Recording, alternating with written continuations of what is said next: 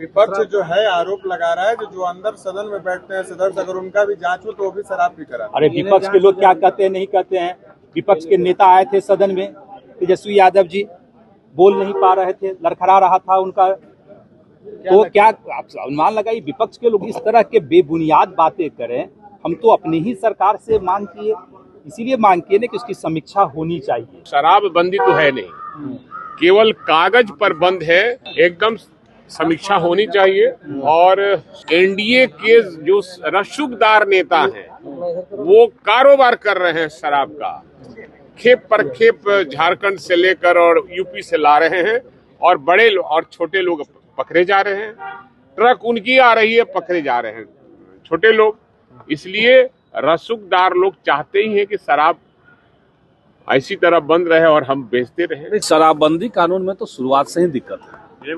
शराबबंदी कानून बिहार में जब से लागू हुआ तब से इसके खामियाजा जो भुगतने पड़े हैं वो बिहार के दलितों को भुगतना पड़ा है, गरीबों को भुगतना पड़ा है। जिस समाज के उत्थान की सरकार बात करती है उस समाज के ही लोग जेल में गए हुए हैं। तो एक तो उसमें वो लूपहोल है, दूसरा है कि आप शराबबंदी कर नहीं पा रहे हैं। बिहार के अंदर एक पैरेलल इकोनॉमी चल रही है, सरकार का राजस्व का घोटाला, उसमें नुकसान भी है।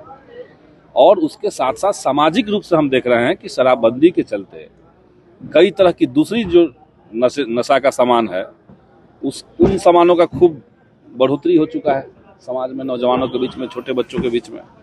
तो उस पर निश्चित तौर से पुनर्मूल्यांकन होना चाहिए। वो एक फेल कानून है और हम मानते हैं कि उस पर पुनर्विचार। शराबबंदी के कारण जेलों में बहुत सारे बंदी हैं, क्या उनको भी छोड़ने की कोई आप लोग मांग? नहीं, बहुत लंबे समय से कोई जेल में बंद शायद इसमें नहीं होगा। जो शराब का सप्लाई करने वाला होगा वही होगा। मैंने ही कल सदन में प्रश्न उठाया था, चर्चा के दरमियान आदरणीय मुख्यमंत्री जी भी वहां मौजूद थे।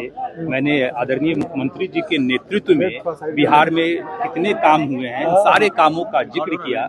मैंने कहा कि आदरणीय मुख्यमंत्री जी क्रांतिकारी फैसला लेने के लिए जाने जाते हैं और शराबबंदी जैसा कानून लाके आदरणीय नीतीश कुमार जी ने ऐतिहासिक फैसला लिया था, जहां सत्ताधारी दल के लोग हों या विपक्ष के लोग हों, सब लोगों ने एक स्वर से शराबबंदी का समर्थन किया था। तो आदरणीय मुख्यमंत्री जी इस तरह का क्रांतिकारी फैसला लेते हैं, लेकिन मैं सदन के माध्यम से मैंने अपनी मुख्यमंत्री जी से विनम्रता पूर्वक और पूरे आत्मविश्वास के साथ मैंने मुख्यमंत्री जी से आग्रह किया कि अब समय आ गया है कि शराबबंदी की विस्तृत समीक्षा होनी चाहिए। और आदरणीय मुख्यमंत्री जी समय समय पर जितनी भी कानून बनते हैं उसकी समीक्षा करते भी हैं। आखिर 10 साल से ज्यादा लंबा वक्त हो गया शराबबंदी का, तो शराबबंदी का क्या फायदा हमको हुआ, क्या नुकसान हुआ, इसकी विस्तृत समीक्षा की बात मैंने सदन के माध्यम से आदरणीय मुख्यमंत्री जी से आग्रह किया।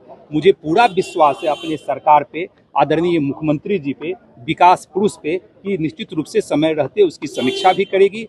जहां कहीं कुछ कमियां हैं उस कमियों को भी दूर किया जाएगा। शराबबंदी लागू रहे या उसको हटाने की आवश्यकता है, जब विस्तृत समीक्षा होगी तो तमाम पहलुओं पे जैसे चर्चा भी जैसे होगी।